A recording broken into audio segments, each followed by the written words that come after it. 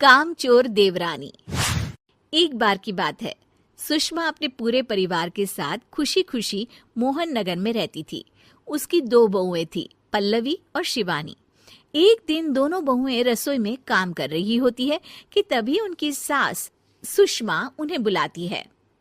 अरे बहू, जरा इधर तो आना। शिवानी, जरा जाकर देखना सासू माँ क्या कह रही हैं। दीदी आप ही देख लो ना जाकर, आपको भी तो सुनाई दे रहा है। अरे मैं आटा गूंद रही हूँ ना, तुम चली जाओ। हाँ तो मैं भी तो सब्जी काट रही हूँ ना दीदी। अरे बहू जल्दी आओ। ओह, ये तो जाएगी नहीं, मैं ही जाकर देखती हूँ कि क्या करना है। पल्लवी सुषमा के कमरे में जाती है। जी मम्मी जी, क्या हुआ? शाम को घर पर कुछ मेहमान आने वाले हैं, तो तुम अच्छा सा खाना बना लेना बहू। ठीक है मम्मी जी, आप बता दीजिए क्या क्या बनाना है और कितने लोग आ रहे हैं।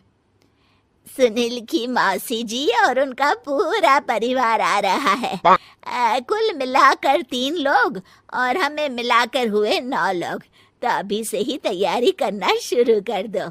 और हाँ, घर की सफाई भी कर देना, हाँ अच्छे से। जी मम्मी जी, सब काम हो जाएगा, आप चिंता मत कीजिए। पल्लवी शिवानी को घर में मेहमान आने वाले हैं इसके बारे में बताती है। क्या 9 लोगों का खाना बनाना होगा, घर की सफाई करनी है? बाप रे, सासू माँ ने तो हमें घर की नौकरानी ही समझ कर रखा है। ऐसा नहीं बोलते शिवानी, हम इस घर की बहू हैं और घर के काम करना हमारा फर्ज है। दीदी तो है ही सासू माँ की चमची, जब देखो सासू माँ सासू माँ। मैं तो इतना सारा काम नहीं करने वाली।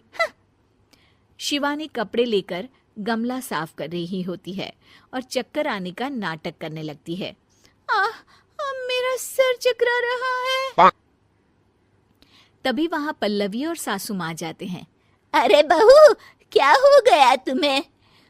मम्मी जी, बहुत तेज सर में दर्द हो रहा है।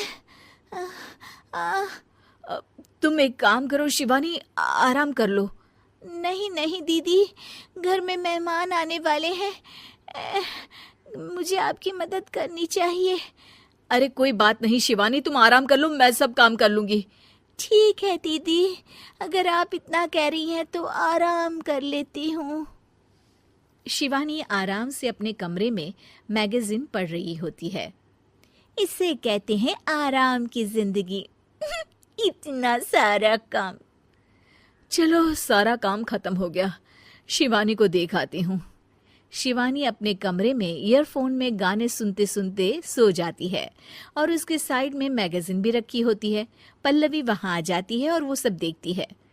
ओहो, तो मतलब सब काम चोरी का बहाना था। अभी बताती हूँ इसको।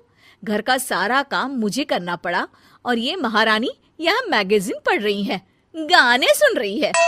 पल्लवी रसोई से एक प्लेट और चम्मच लेकर आती है और शिवानी को थाली बजाकर उठाने लगती है। शिवानी अचानक से उठती है। उठ गई महारानी, गाने भी सुन लिए, मैगजीन भी पढ़ ली। तुम तो बहुत बड़ी झूठी निकली शिवानी।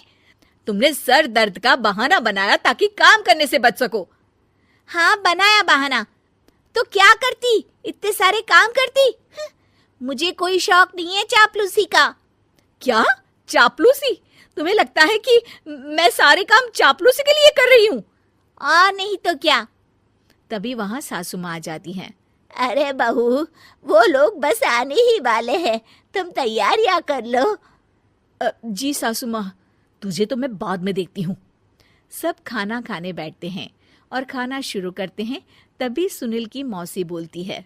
वाह भाई वाह, खाना तो बहुत ही अच्छा बना है सुषमा जी, एक एक चीज में क्या स्वाद है। ये सुनकर शिवानी मुंह बना लेती है।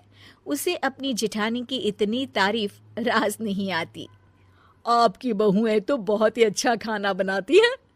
हाँ बनाती तो दोनों ही अच्छा है, पर आज ना ये सारा खाना बड़ी बहू ने बनाया है।